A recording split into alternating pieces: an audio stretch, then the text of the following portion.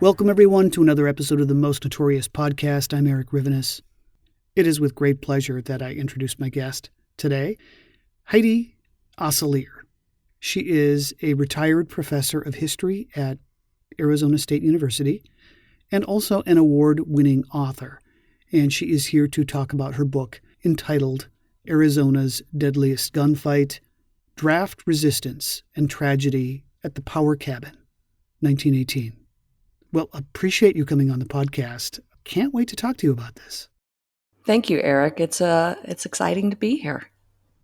Well, I will admit, before picking up this book, I had never heard this story before, but it is a captivating one. How did you first hear about the Power family and this tragedy that they were all involved in? Well, I knew nothing about them either, and I received an email from a documentary filmmaker, Cameron Trejo, and he had read the book that was written by Tom Power called Shootout at Dawn, and he was making a documentary about it, and he wanted to have someone who was a Arizona historian, especially I'm a women's historian, so don't really fit in too much with this story, but who could talk about the women in this story that die under very mysterious circumstances. And as we sat down together talking about Arizona history and what was happening, he said, wow, I've read two very different stories about the shootout, one written by Tom Power, a participant, and one written by the son of Sheriff McBride, who died during this ordeal. And they're at variance with one another. How do we reconcile these? And I looked at both books and realized that neither one had really done the hard fact checking. It was mostly, they were both built around rumors and the family's knowledge of what had happened and weren't very objective. So we really went back to square one and dug around in state and local and then federal documents to try to get at the heart of the story. So the history of the Power family before arriving in Arizona, where the events in your book mostly take place, it was a pretty hard-scrabbled existence, wasn't it? Right. These were poor Southerners. The family patriarch was, from Texas. They were born in Texas. The children were in New Mexico. They were ranchers. They occasionally were miners. They were definitely always just barely scrapping by to make ends meet.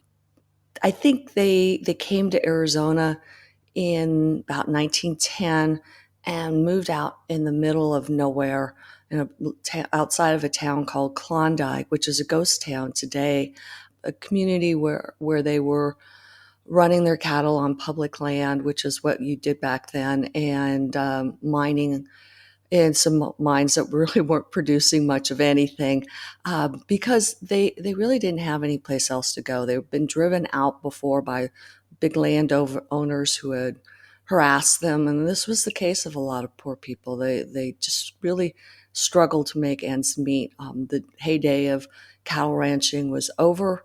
Drought was often their biggest foe.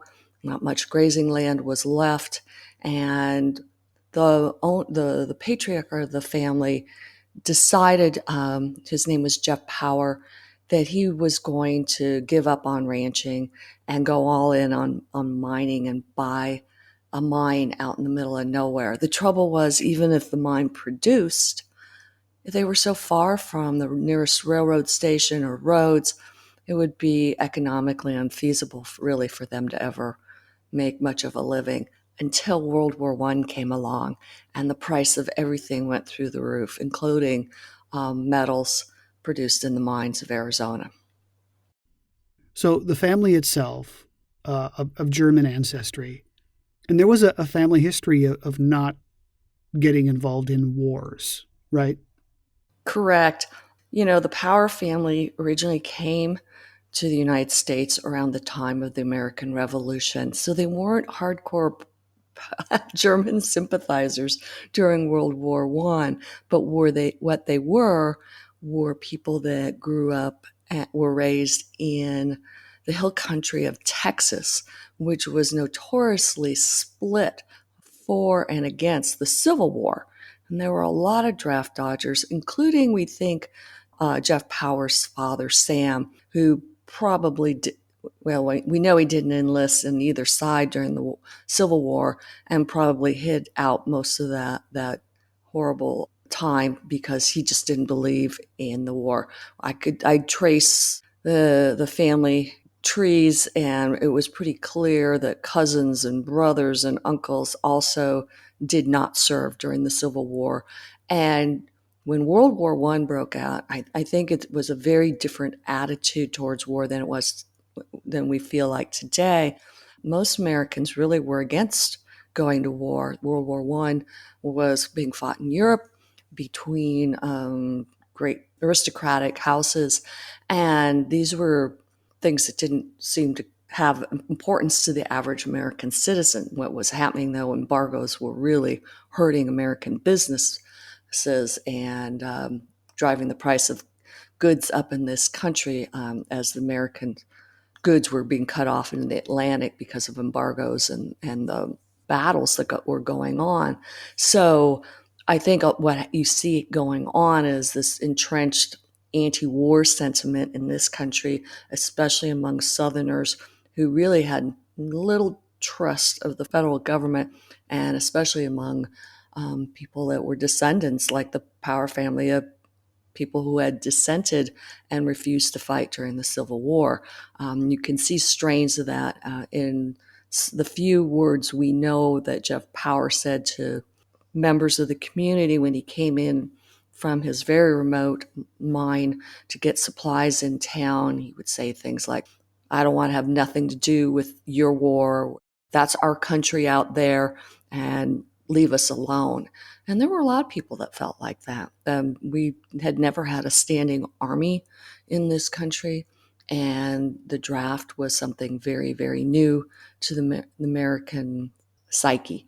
The Civil War, the draft had been an abysmal failure, and now suddenly it was being imposed on all men between the ages of 21 and 35, and there were millions of men who refused to register and sign up for the draft.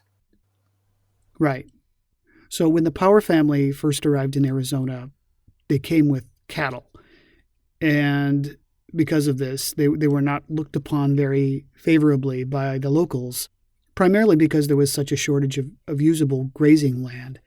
And Right. there were two communities inside this county they moved into, very different from each other.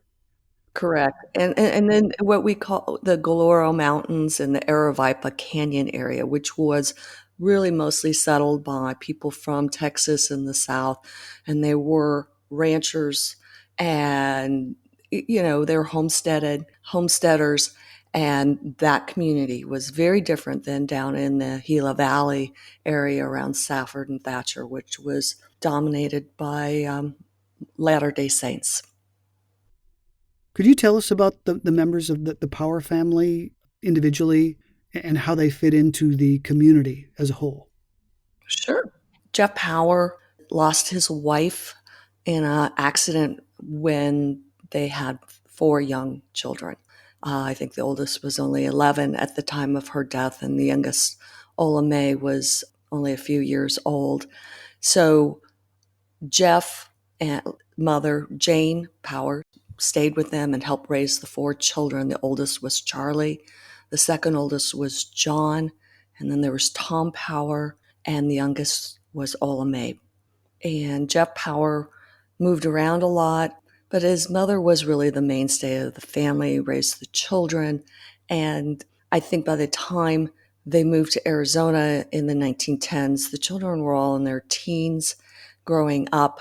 And it was a difficult place to bring young people to because the opportunities just weren't there for jobs. Yeah, you could work for your dad and help with the cattle, but could you go off on your own and buy land or start a business? You really couldn't. The oldest boy, before all this happened, Charlie, he went back to New Mexico where he had been raised and, went to work there because he just didn't see an opportunity out of making a living in this really hard scrabble place.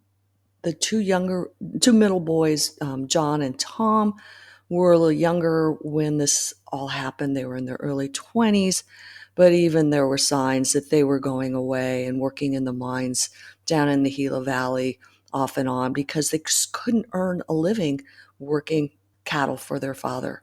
And so they went out and worked for the big mining companies to earn a hard salary. Probably the hardest part of this life was on Lawmen, because she was a young woman in her early 20s, and the prospects of finding a husband and getting married and living her life out there were tough. She did all the domestic work for the family. She did the washing and the cooking. And then when her grandmother died suddenly in a carriage accident around 1915, she became kind of despondent and lonely. Some friends that knew her felt she might have been suicidal. She supposedly had a boyfriend and wanted to go away. There was tension with her father, who wanted her to stay because who else was going to cook and clean for the family? There were rumors that the man she was dating, the boys and the father didn't like him. And so that sort of sets up the tension for this gunfight, because when she turns up dead one day in December of 1917, there's no explanation for her death. Yeah, it's interesting because at this point, the family wasn't living as well as they were when Jane Power was alive. And they had been moderately successful at first. They were getting by. It was what we call a subsistence living. They're growing most of their own food. She had the garden. Jane had the garden patch, and they would can vegetables, and they had an orchard, and they had a good water supply, and they grew a little bit of crops for their cattle. The alfalfa or whatever they needed, corn to get through the winter. And men mostly went out and hunted. They lived off the land and what little cattle they had. When Jane died, she had some savings from property that she sold along the way. And that's when her son Jeff inherited that money, and he sunk everything he sold into a mine. He sold off all the cattle. He sold all his farm implements, and people thought he had gold fever. He was going to make it rich during the war in this mine that he found up in Rattlesnake Canyon, where nobody lived. It was miles and miles from the next homestead. And the only people living up there were a couple of male bachelor miners.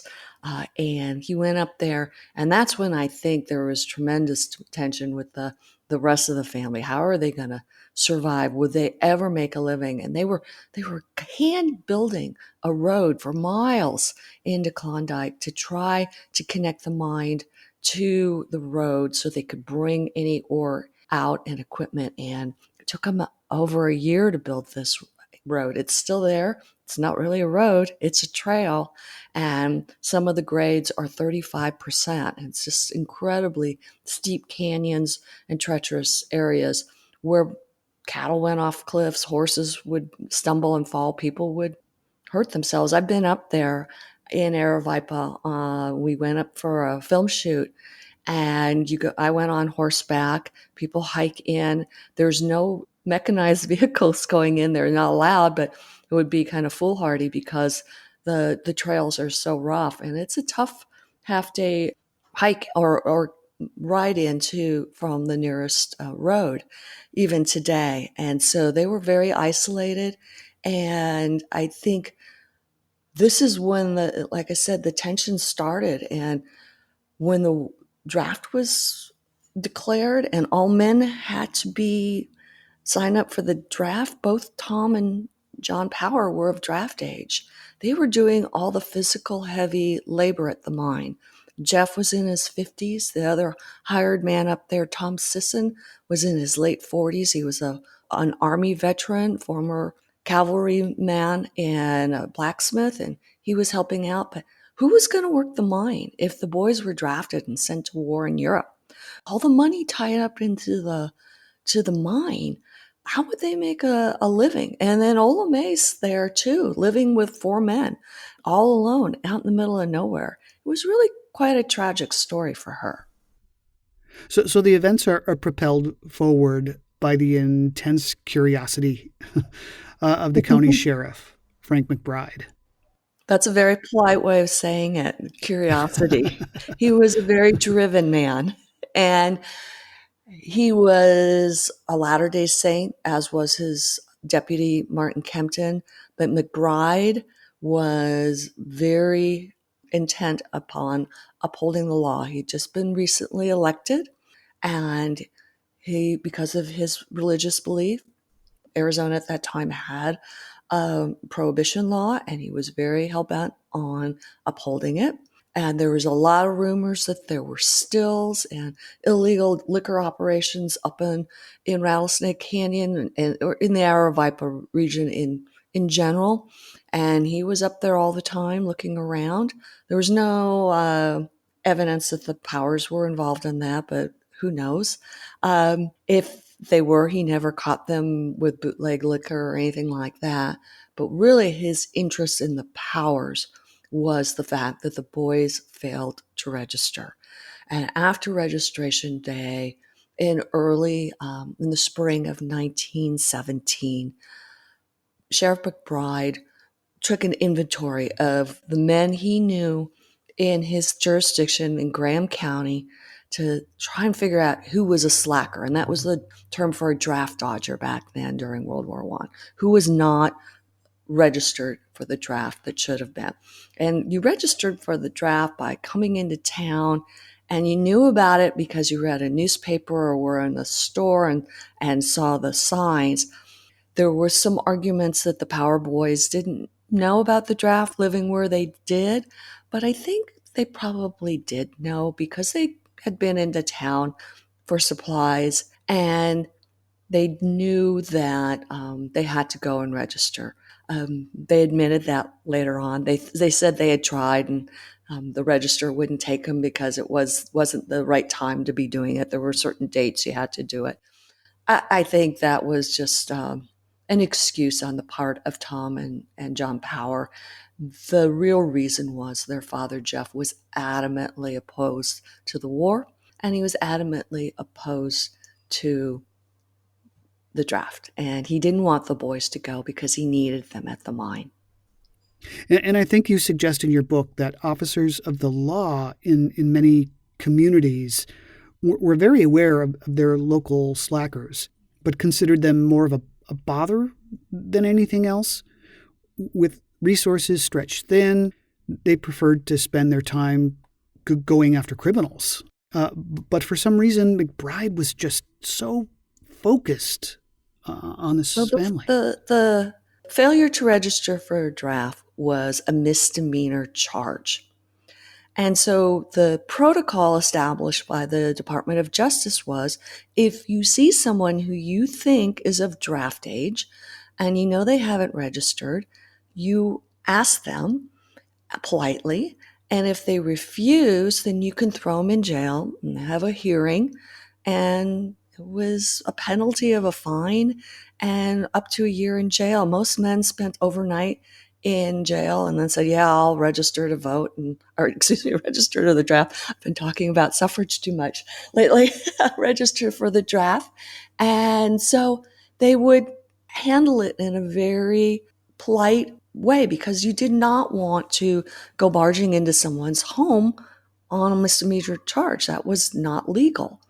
McBride, I think, was very adamant about going after slackers. He was very patriotic. He wanted Graham County to have all its soldiers represented and, to do its part in the war. And he was angered that he knew that these guys were hanging out in the mountains and hiding out and refusing to come into town. Now, they weren't causing any trouble. They weren't agitating. They weren't making any noise. They were literally hiding out and not bothering anyone. The trouble was when their sister died and he went up there to see the body and determine what happened. The autopsy was very inconclusive. The county medical examiner was just a country doctor, laid Ola May's body on a kitchen table to perform at a neighbor's house to perform the autopsy and cut her open right there. They took Jeff out of the room because he was distraught. Her brothers, Tom and John, couldn't even attend her own funeral or the autopsy or anything because they were wanted by the law and they were hiding out. And so after the autopsy, the doctor said he couldn't determine the cause of death. It looked like perhaps there was something dislodged with her neck, but because the neighbors or friends had prepped her body after rigor mortis had set in, the doctor thought that they might have broken her neck. That was often what happened when somebody didn't know what they were doing handling a body. Both Tom Sisson and Jeff Power were the last to see Ola May alive, and they both testified at the coroner's hearing that her last words were poison, poison, that she had said she'd been poisoned. They didn't know if that meant purposefully poisoned. Somebody with strychnine, there's always poisons and whatnot around mining areas and to kill rattlesnakes and things like that, someone poisoned her purposely with something like that. Or was she stricken with food poisoning? She was preparing a meal of sauerkraut and canned goods, and was that food spoiled because it hadn't been canned properly? They just didn't know. So they took the contents of her stomach and sent them down to the state lab down in Tucson and came back negative for any kind of obvious poisons. They did have tests for them now, not the subtle tests that we have currently, but they did have tests back then for certain kinds of poison. And so the cause of death was unknown on her death certificate, and it was believed to be accidental. But I will tell you, the rumor mill was rampant.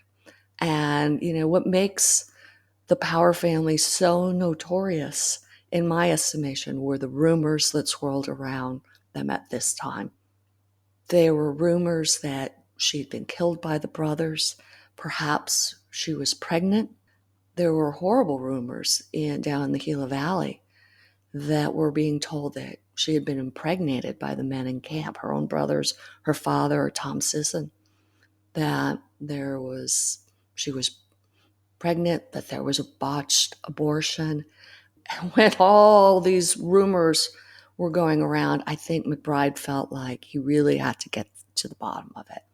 And he started to write to agents in the federal government and the Justice Department and saying, hey, these slackers were hiding up in the hills. And he'd been writing to them for months, and the federal agencies had ignored him completely because they said, hey, you can't go up and get with a posse to get these guys. It's a big expense. It's a big trip. And you do not want to go and surround a house with gunmen and say, hey, you're wanted for a misdemeanor.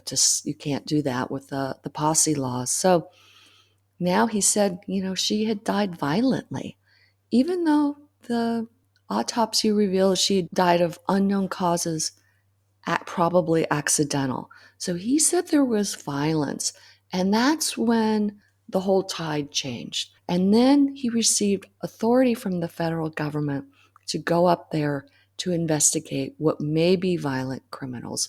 Because if slackers were found to have committed other crimes, then the federal government was willing to go through the expense to go up there. And the reason for that was they were concerned that the slackers hiding out in the hills around the countryside in the United States might be gathering to organize for violent protests.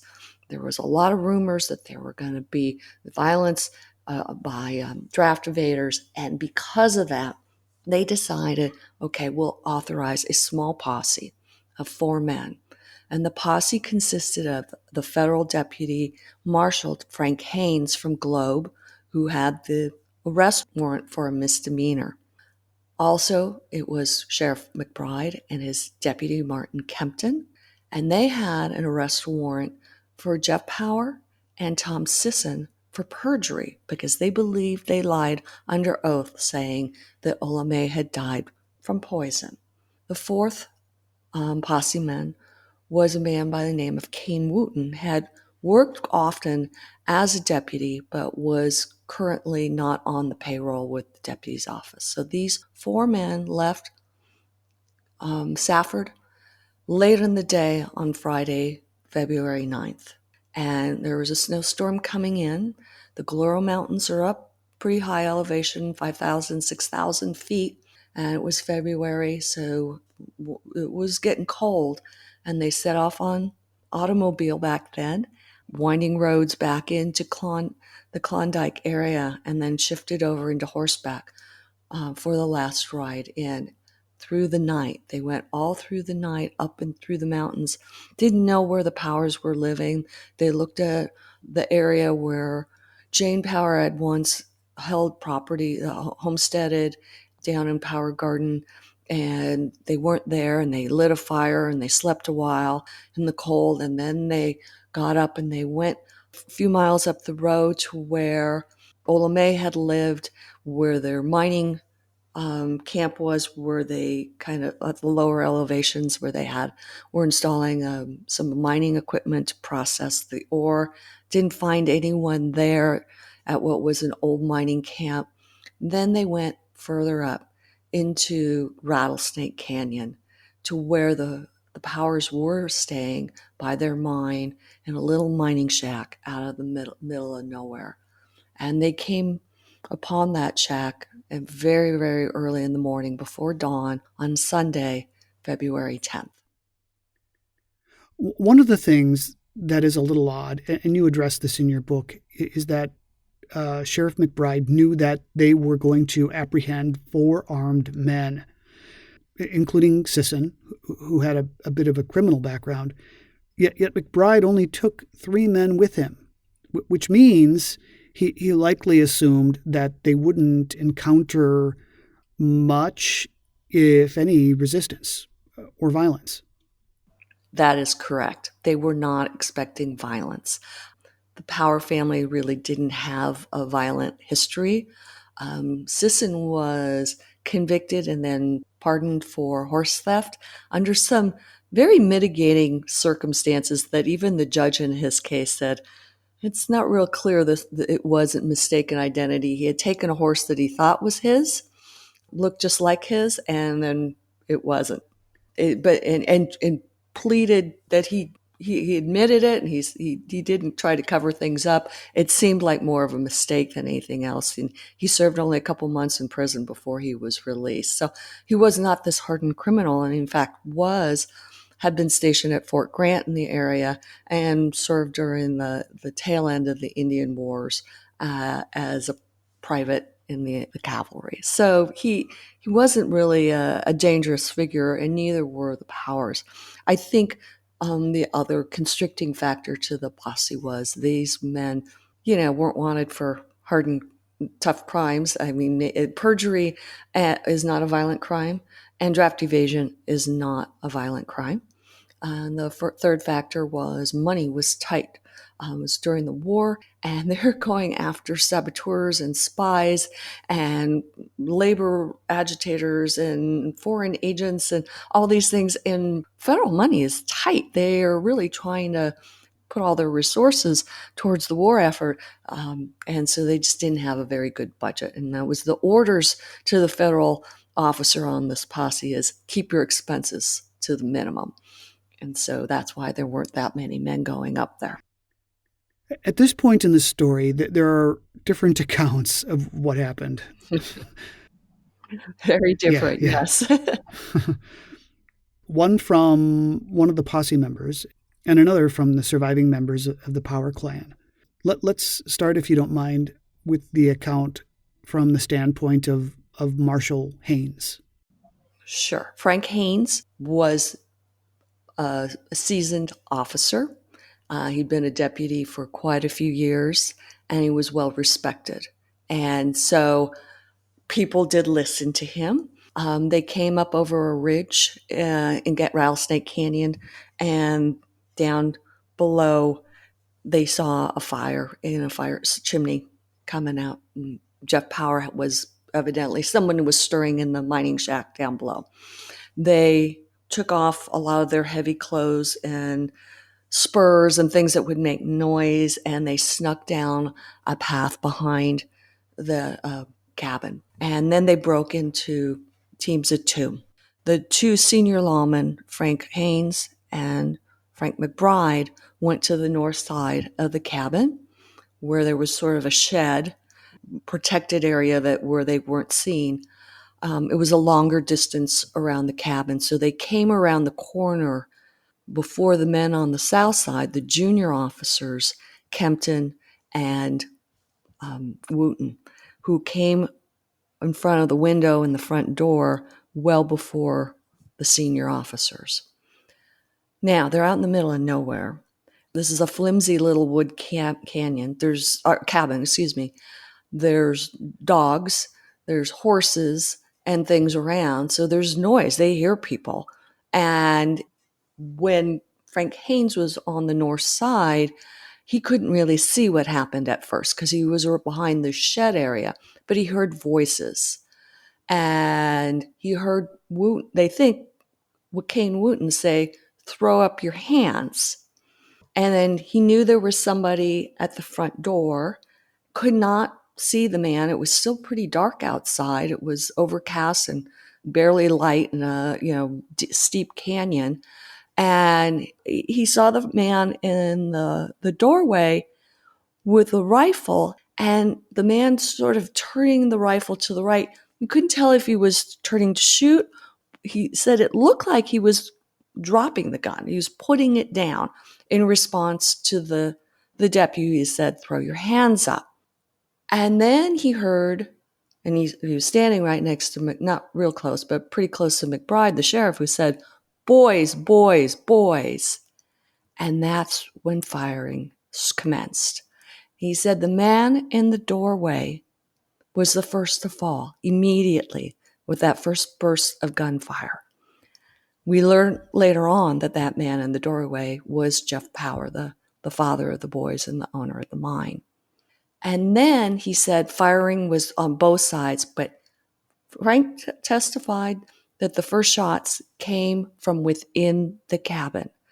Now, that seemed to most people on both sides to be unlikely, because if the first shots felled Jeff Power, he was the only one in a position to shoot. Everyone else inside the cabin was behind a window, and the windows were untouched at that time. They weren't shot through. They said, oh, there could have been a man shooting from behind Jeff Power. Could be. One of the boys might have been inside shooting. But again, it seemed unlikely. I've been told by law enforcement officers, they tend to stick together, and it would have been Haynes's testimony that, yes, the assailants within the cabin started this gunfight. That would have been protecting their backs. There was a lull after those first shots. All four lawmen were alive and uninjured. Everyone in the cabin except for Jeff Power was alive. Jeff Power was alive but injured and on the ground in front. There was a minute or so of no fighting, and then both sides started shooting again. And that's when the lawmen on the outside started to get shot. So someone in the shed shooting through the slats shot Frank McBride, the sheriff, in the knee and in the gut. He had a stomach wound, which are incredibly painful and a very slow way of dying. And he was down on the ground. That's what Haynes saw. Haynes could not see anything else. He ran to the back of the cabin because that's where they were supposed to reconnoiter if something went wrong, and couldn't see anything there. But he also heard nothing. Zero. He does not know at that point what happened to the other two deputies. He only found out later when he got to town that they were both killed. He got on his horse and he skedaddled. He went flying down to Klondike where the cars were parked and got in the car and telegraphed his superior, the U.S. Marshal for the state of Arizona, Marshal Dillon. And he sent out the wires to the federal government in Washington, D.C. There was no response. And immediately, though, locally, a posse was gotten together to go see what happened. Now, the Power Boys will tell you a slightly different story. Tom Sisson and the boys were asleep in the cabin on a cold winter's morning. Their father was up and starting a fire when they heard noises outside. And they didn't know what was going on. They live out in a place where mountain lions are prevalent. There's claim jumpers, there's thieves, there's bootleggers. You just don't know who's outside. So, yes, Jeff Power went outside with his gun and stood in front of his doorway. They heard, throw up your hands, but nobody identified themselves, as was required by Arizona law, as a lawman. Nor did they state that they had warrants for their arrest, as required by law. They did not know who was outside. Then they said they saw their father comply to the order, throw up your hands, and he was in the act of putting his gun down when he was shot down in cold blood by Deputy Kane Wooten. And that's when the boys, only Tom and Jeff, went to the windows and started shooting at the deputies and at Frank McBride. McBride, they acknowledged they killed him, and the boys swore that they killed the deputies. And they told Lawmen later on that Tom Sisson never got out of bed and never fired a shot. And they stuck to that story the rest of their lives. And when they got outside, when all was quiet, they never saw Frank Haynes, never knew he was there. When they were captured later on, they had no idea who Frank Haynes was or that he had been there. That's how out of the picture he was. And they said that at that time, that when they realized for the first time that they had shot the sheriff of Graham County, they knew they were in trouble. They didn't know the other two men. They didn't know who they were because those two men had been shot in the back of their heads and kind of had their face ripped off. I think they recognized Kane Wooten, but they didn't know who Martin Kempton was. There was kind of some substantial damage to their face. Finally, and this is a great mystery, Frank McBride died of a gunshot wound to the head at short range. Now, this is an interesting side of the story, and we can only conjecture about this. The friends and family of the Lawmen said that he was murdered in cold blood, executed by the Power Boys when they came out and they shot him in the head. Other people who know more about gunfights than I do suggest that it may have been a mercy killing because he was in agony. It may also have been that he was shot himself. When you are dying of a gunshot wound to the stomach, this is really a slow, painful death. And usually they say you give that person a gun and they put themselves out of their misery, or you put them out of their misery. I can't tell you what happened there. I really can't. But that was a bone of contention and part of the anger that you see quelling after this gunfight. The brothers and Sisson know they're in trouble. They take all the weapons from the site, all the ammo they can get. They grab their saddles and some clothes. They get on their horses and they ride off. And you know where they go? To their neighbors, and they report what happened. They go to the miners that are living close by, and they say, so three of them that are sitting there, and they say, who had heard the gunshots in the canyon, and these people were about a mile away, and they said, we'll be back in a few days. Go take care of our dad. He's dying, and we shot Frank McBride and two other men. We don't know who, but we're going away until things calm down, and we'll see you in a few days. And they went riding off. In the meantime, posses are coming from the Gila Valley looking for them. And that's when the rumors really went over the wire service, and all sorts of extraordinary stories started to appear in print about the dangerous, notorious slackers hiding out in the hills, who had murdered and ambushed and laid in wait for the lawmen who came up there and shot them dead. Wow. So a couple of things I want to ask you about. First, you write in your book about this term, throw up your hands. While it sounds more like something a police officer might say now, 100 years ago, it was a very common phrase used by both law enforcement and bandits. Absolutely. A cattle rustler, anything like that, that was a term that everybody used. Throw up your hand. There was that, the policing standard, we didn't have Miranda rights. We didn't have those standardized operations. Every sheriff then and now was a politician who ran for office, and they ran their operation the normal way. I think if Frank Haynes hadn't been kind of trailing, if he had been out in the lead, he would have announced himself. And because he was a professional federal officer who was used to dealing with situations like that. But the fact that the junior officers came up there first, were heard and seen, and kind of panicked, didn't know what to do. Everyone said, has an explanation. Why did Kane Wooten shoot Jeff Bauer down right there? Boom. And most people who know about these situations will tell you it was cold, it was dark, and he was scared. You come from front face to face with a man in the dark with a gun, and you shoot first and ask questions later, because otherwise you're the one that might be killed.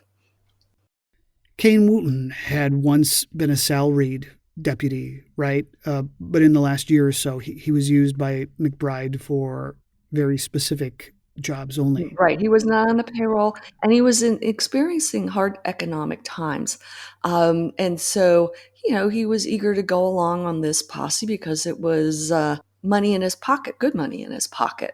And he was a good deputy. He was a good lawman, but the county budget had been cut to next to nothing. And so they couldn't afford a big staff of officers. And so you really can't know what was going through his mind, except, he's coming face to face with a man holding a gun pointed at him. And it was cold. A lot of people have speculated that he had a borrowed gun, and it wasn't his normal gun, and it had a loose trigger on it. And it might have been an accident, but who knows? So as you've already said, Frank McBride was shot in the knee, right? In the knee. Yes. Mm-hmm. And when people go later to the house to further investigate, they find a chink, as you describe it, sort of bored out between the logs. Right. So where the slats would be mortared with mud, and it kind of comes apart. Someone was laying on the floor of that shed shooting up at him. They could tell by the angle of the gun. Well, if the two power boys were at the windows and doors, this is a little cabin, 19 by 14 feet, just a mining shack with a stove and a nice fireplace in it, and dirt floors and a couple windows and a door, and that's it. A shed where they kept their supplies and foodstuffs. Someone was laying on the ground of the shed. And if the two power boys were in the main cabin, who was in the shed? They always said Tom Sisson was asleep in his bed. But most people think that he was the one that shot McBride from the shed. Why, you ask? Were they covering from Tom Sisson? Well, he did have a record. And so if he were to go back, they were pretty hard. First-time offenders, you were often in those days, got off on a pretty easy sentencing, that he was going to go down pretty hard because this would have been a return visit to state prison. So how long were the Power Boys on the lam, and how were they finally caught? They were on the run for about a month.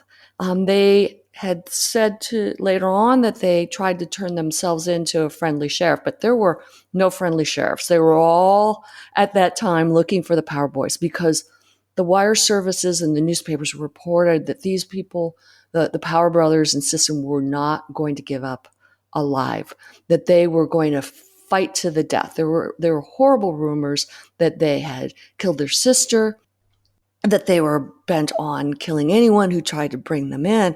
And so there were no friendly places for themselves to surrender. And they went off on a wild chase with thousands of military soldiers and civilian possemen looking for them. And they were in the Galiuro Mountains and some really wild areas, where Cochise used to hang out and hide out from the law and from the military. And they went probably back into New Mexico where they had lived previously. And the trail had really gone cold. They were pretty good mountain men. They knew the land, they knew the terrain, and Sisson had been in the military, so they knew how to go around undetected. It was cold. They were often hungry. They used to go and beg food from people. They said they didn't steal. There were some sympathetic people in the countryside who fed them. I think they probably took a random chicken, whatnot, stole maybe some livestock to keep themselves alive. They said they shot a rabbit once, and that was about the only game they ever caught. It was winter, so there wasn't a whole lot to forage on. They had been injured, the two Power Brothers. Both had glass and metal in their eye from the gunfight, from the shooting through the windows, and both in their left eyes. And John Power's eye was so bad, it was so badly infected that there were maggots in it. And he was in horrible pain from infection, from that horrible injury. Tom Sisson was injured and did most of the heavy lifting, and they made it through, and they finally got to the border and crossed over into Mexico. And someone on the New Mexico side picked up their trail and saw them and suggested, that might be the Power guys. They came in for some food.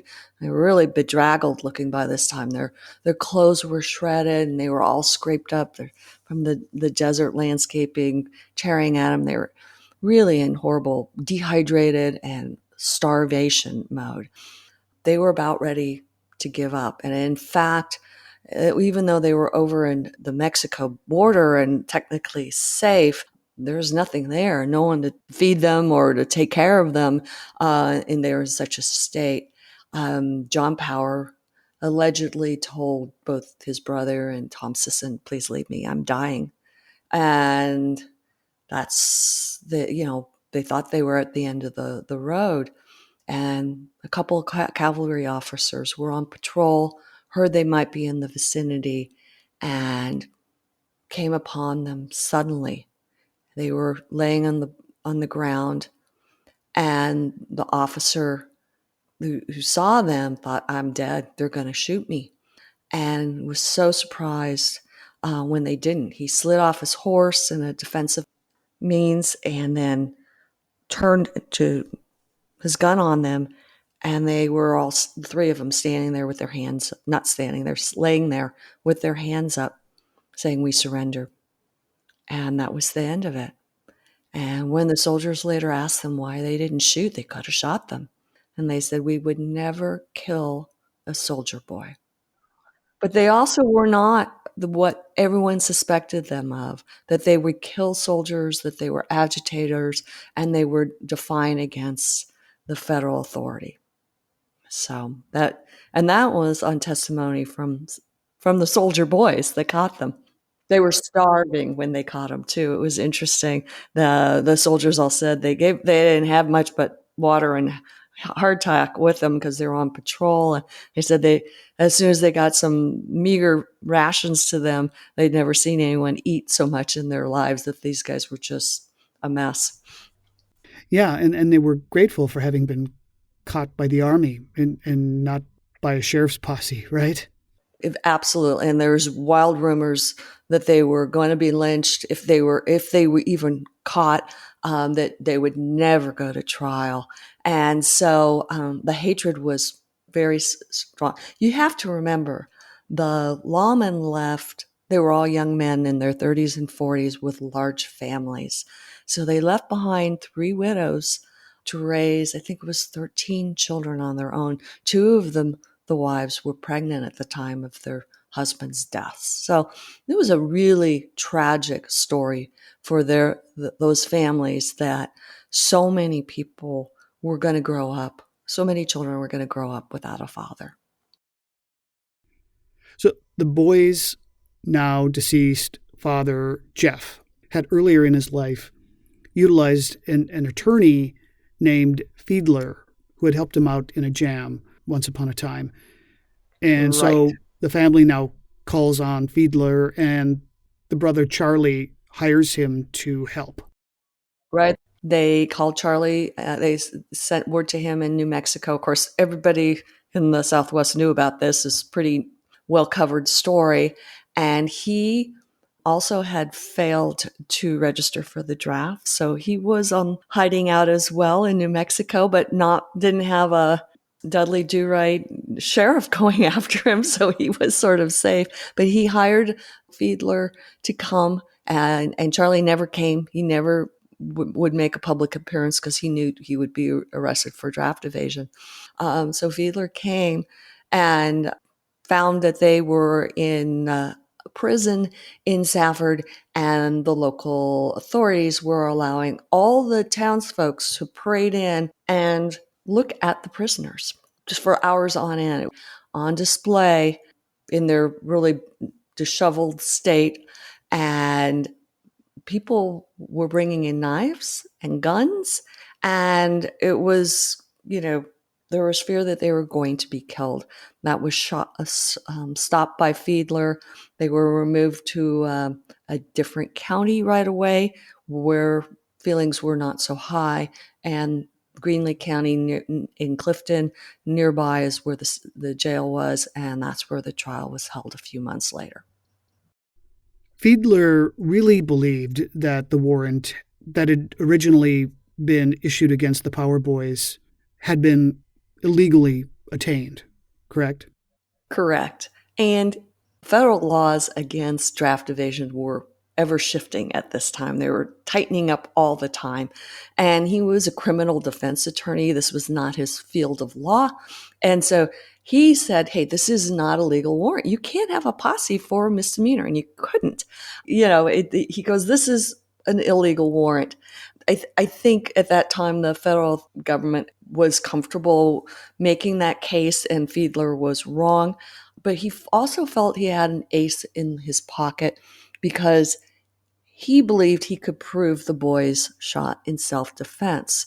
Then the reason he felt that was Jeff Power didn't die right away. He lived for hours afterwards. And when people came to take care of him and administer to him in his dying hours, they later testified that he said, why did Kane Wooten shoot me when I had my hands up? I was surrendering.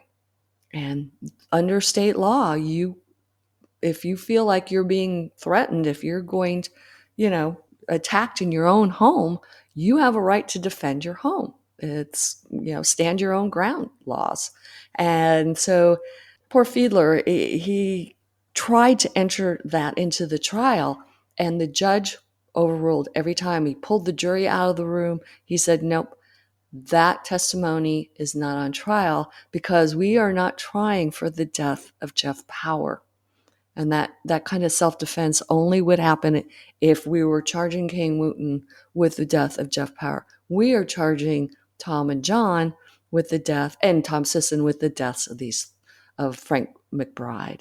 And so in the convoluted legal world, what was very clear was the lawman had a right to be there, and the testimony from Frank Haynes was that the first shots were from inside the cabin, and that's how the jury saw and deliberated and determined within a 30-minute time period that the boys were guilty of premeditated murder.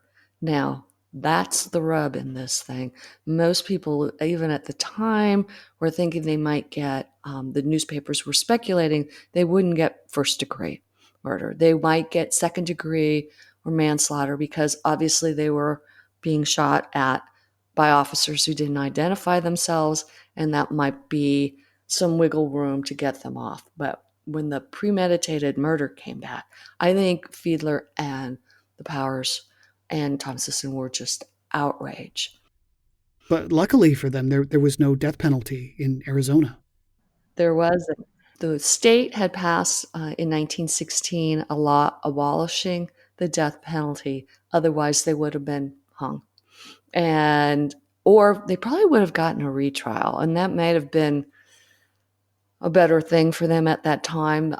When that avenue closed, a lot of the evidence went missing. The trial transcripts were never transcribed. A lot of the evidence was just lost.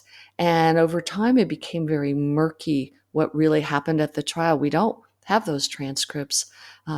We just have some of the preliminary hearing transcripts. And I think the trial closely corroborated those. The testimony was the same. We have to resurrect that from the newspapers. But normally back then, newspapers would have gone through the testimony and printed almost all the testimony word for word, except this is wartime. And there was, during World War I, a tremendous prohibition, censorship of information related to the draft. Anything about draft evasion was blacked out. So we don't know a lot of the testimony because the newspapers couldn't print it. So we just don't know what happened in that trial, except some vague summary statements about certain aspects of it. So that was the unusual part of trying to dig up information on this. Not finding trial transcripts was very frustrating for everyone in later years who were trying to figure out what happened. But the boys went to prison. They went to the state prison at Florence, and they sat there for years and years. And it's strange because while they were demonized on the outside as the monsters of 1918, as murderers of cop killers and slackers and all these horrible things, in World War II, they were in all those True Detective magazines, these horrible monsters that were hiding out, willing to kill women and children and things like that. The prison warden and the prison guards at Florence all said, these guys didn't even seem like murderers. They seemed very polite. They were on the honor system right away, which meant they were released from their cells, and able to work at the prison farm and on building state roads, and they were trusted. They didn't get into trouble. They escaped a couple times when times were tough, never committed any crimes on the outside, and always when they were captured, returned very peaceably and politely. And they sat there for all these years until they got be turned into old men. In the 1950s, 57, I think it was, they had their first parole hearing. Because every time they'd come up for parole before that, there was so much hullabaloo from the sentence of the lawmen that they should remain in prison for all time and never even have a parole hearing. So the governor and the parole board just wouldn't even hear their case until 1957. And that's because Tom Sisson was in his late 80s in really bad shape, bad health, heart problems, in and out of the prison hospital. And they thought perhaps they should be paroled at the end of their lives and shown some mercy. And again, Tom Sisson was about 20 years older than they were, right? Yeah, he was. The story came to the attention of a well-known newspaper columnist by the name of Don Dodera. He was, at the time, wrote a column for the Arizona Republic newspaper that was very popular. And he had been at the prison, and the warden said, you need to tell their story. Sisson had just died. The brothers were in their late 60s. They were knotted up with arthritis, couldn't even do any work anymore. They'd done manual labor their whole lives. And he sat and listened to them. And Don Dodera had worked the crime beat for years. He was a Marine veteran. He was in his late 20s at the time. He had his crew cut, and he was a ramrod guy. I interviewed him extensively for the book. He died just last spring, I believe. He was in his 90s, and he just remembered all of this like it happened yesterday. It was amazing. He said the boys came to him, and when he interviewed them, and they told their story of how they were minding their own business. They admitted to draft evasion, but they said their father wouldn't let them go off to war. They were willing to go, but he said no and controlled them. And they said, we were minding our own business, asleep in our home, and when our father was shot down. And they said, if your daddy had been shot down too, wouldn't you fight back? Wouldn't you defend him? And that message resonated with Don. And he, like I said, talked to a lot of criminals over the years. And he knew that they would tell stories. Everybody in prison is innocent, right? But something about this story, the fact that they weren't allowed a parole hearing for almost 40 years, that there was still so much anger against them, that they were still such a notorious group to the outsiders, that it just didn't seem right. And he started digging around, and he found that there were a lot of people living in the Gila Valley, living in Aravaipa, that told very different stories, that these were good boys that had not been in trouble, and that they felt that they were ramrodded during wartime through this trial. That the general public was so against draft evaders. There was a sense during the war that anybody that didn't volunteer should be lined up and shot in front of a firing squad. There was talk that they would put them out to sea to be shot, to be torpedoed by German submarines. So, that kind of hostility was permeating World War I, and they felt that the trial that took place in wartime just wasn't fair, and that these boys were railroaded. And so Don Dodera's thinking was he could not retry the boys. Those avenues were no longer available to them in the courts, but he could try them in the court of public opinion. And he wrote a series of columns from the boys' point of view that really rallied the public. And people started saying, hey, let them have their day in front of the parole board. Let them apologize. Let them say they're sorry. And of course, the descendants rallied against them. But then there were some cracks. And a lot of the Kemptons had changed their minds and said, hey, let's forgive and forget. Martin Kempton's son, who I worked with too on this project, said, hey, his father believed that more than the 3 lawmen lost their lives that day, that the Power Boys and Sisson lost their lives too, because they were sentenced to time in prison without parole, and that there should be forgiveness, that was important, and everyone should say they're sorry and let bygones be bygones, and not let this whole thing continue till everyone was dead. So there was a raucous parole hearing at Florence with the press. Don Dodera was there. The relatives were there. And wardens came and testified on the Powers' behalf. The Kemptons, some of them testified on their behalf. And in an emotional, dramatic moment at the end, they were asked, Tom and John were asked if they were sorry. And they were asked several times, and they kind of sat there glumly. And finally, Tom Power, the younger brother, who was a little bit more outgoing and talkative, said, yes, please forgive us. I'm sorry. And John Power kind of mumbled, blah, blah, blah, blah, which everyone said, okay, he's apologized. And the room erupted in cheers, and they were released. And they walked out of prison, free men. And they were still under parole conditions for a few years, and then those were released. And they were finally at that time allowed to vote. They registered to vote for the first time in their lives. And then they moved back to Klondike in that area and visited with old friends and were poor as dirt. Don Dodaro and a group of friends that worked for their release were constantly trying to find them work and places to stay, but it's hard to find old men in their 60s that were on. John was on a crutch all the time. He could hardly walk. His arthritis was so bad, hard to find them work and a means of living. They lived on the very borderlines of existence, and they died in the 70s. But they died free men, registered and voted, and living back in the hills that they really truly loved.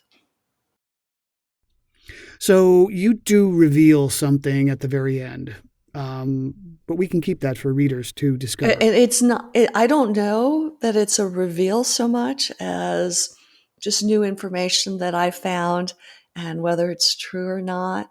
About Lawmen's death, we'll never know. That's a mystery that we will never know. I'll tell you, when we were filming the documentary film, the Cameron Trejo was trying, which is called Power's War, and it's fairly close to the book. It's a great documentary film that's won all kinds of awards. Cameron actually looked into trying to exhume Lawmen's body. But because she's buried up there, I think federal land, it would actually take an act of Congress, literally an act of Congress, to do that. They wanted to see if they could find out in modern day forensics, if her bones are still intact, if they could test further to see if her neck was broken, if she died of poison, if they could determine the cause of death. It's a lingering mystery, but I did find one aspect of her death that seemed to make sense, but I'm not sure what really happened to her. But that death was the trigger that really started the federal investigation of the Bowermen. Besides the road that you mentioned that they had spent years building, now it's a trail. Is there anything else that still exists from those events, still standing, like the cabin? The cabin is there. Yeah, and the cabin has always been there. The land reverted, the mining claim reverted to the widows of the Lawmen, and those families worked the mine for a while. It never really produced much ore. The mine camp is still there, and the mine is still there. It's in disrepair. I know the filmmakers went in and took some great film inside. I went inside and I said, I'm going back out. This is scary. A group of lawyers, there's a lot of followers. There's a lot of people that are big fans of the story locally, especially a lot of attorneys love the story because it is, from a legal standpoint, a really interesting little bit of legal history, Arizona history. And they went into the canyon, and I think it was in the 80s, and rebuilt quite a bit of it using original timbers because the whole thing is collapsing. It looks like it could use a rebuild again, but this is in the Galiuro wilderness, and you can't bring in vehicles, you can't helicopter things in, to get materials in there to rebuild it and keep it from collapsing is tough. It is on the National Register of Historic Places, and you can hike in there, and you can stay at the cabin where the shootout was. The shed is gone, but the main structure is there. It looks like the roof is going to cave in. You can still see bullet holes. Don't know if they're from the gunfight or from other people coming in there from in years later that played cowboy, that played Lawmen and shot at the cabin. We just don't know. but it's there. There are other structures down in Power Garden when the family was all still intact with Jeff's mother, Jane, and Ola May, when they lived down in Power Garden. There's like a little barn area that's most of the buildings there were built in the 30s, but there's one little tacked area that is original barn area from when they were there. And I know there's some buildings in the old saloon area where the stamp ore is there that they hauled up on the road and assembled, and some of the places where Ola May died, those buildings are still there. There was a fire up there recently, and they cleared a lot of the overgrown forest area. And I think now some of those buildings have been exposed. That we need a little bit of an archaeological dig to go up there and identify what was going on, because those buildings are just in total ruin. But it'd be interesting to see if archaeologists could determine which one of those buildings was where Ola May died. And if there's any evidence there, you never know what you're going to find. Right. So your book is out. It's a fairly new publication, right? A couple of years ago, yeah, 2018. It came out on the 100-year anniversary of the gunfight, and there was quite the celebration up in Klondike. They've rebuilt the school up there. It's like I said, it's a ghost town, but there's a very vibrant community of ranchers living up there, and they've had a big get-together potluck dinner. I got to go up and meet more people. A lot of them I knew. People from both sides came up, and some people talked, and it was a little interesting. You could still see some hard feelings after all these years on both sides. I think most of the bad feelings are gone, but you could see some of the hardliners still maintain that my grandpa was right to go up there and arrest them, and others that say no, that the powers shouldn't have been shot at. There's still a little bit of those hard feelings that remain in the community. It is a story that they celebrate, and they really respect their own history in it. And I'm glad that they've done a lot to maintain that folklore in the community. Well, this has been so much fun. Thank you so much. Thank you, Eric, and it's been a pleasure talking to you. Again, I have been speaking to Heidi Osselaer. She is the author of Arizona's Deadliest Gunfight, Draft Resistance and Tragedy at the Power Cabin, 1918